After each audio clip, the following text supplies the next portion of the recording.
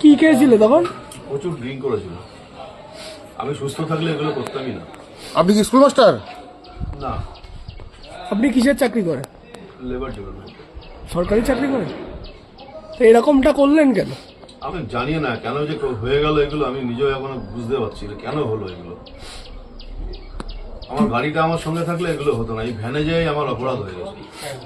আপনি তো পুলিশকেও এবং হলো প্রশাসনকেও তো কিস্তি গালাগালি মেরেছে। আমি কি করেছি স্যার আমার কিচ্ছু মনে নেই।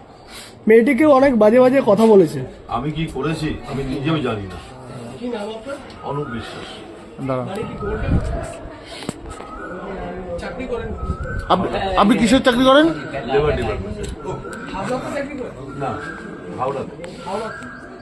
তা আপনি একজন নারীকে এভাবে বললেন, কিছু মনে হলো না পরবর্তীতে? স্যার আমার তখনও আমার কোনো হুঁশ ছিল না। নেশার করে করে পরবর্তীতে কি প্রয়োজন মনে হয়নি কিছু? হ্যাঁ, আমার তখন নিজেকে আর মুখ দেখানোর মতো জায়গা নেই, এরকম একটা অবস্থা আমার নিজের মধ্যে তৈরি হয়েছে।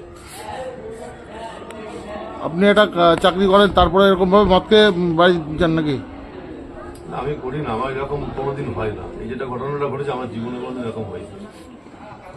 কি নাম বলেছিল মেয়েটারে? তা জানি না, হ্যাঁ, তা বলতে পারবো না। মেয়েটার সাথে যেটা করেছিলেন সেটা করা কি উচিত ছিল? একদম উচিত না। আমি যদি সুস্থ থাকতাম এগুলো করতে পারতাম না। এখন কি মনে হচ্ছে নিজে? খুব খারাপ লাগছে এবং নিজেকে অনেক বড় অপরাধী মনে হচ্ছে। যেগুলো আমার পক্ষে সম্ভব না সেগুলোই হয়েছে আমার।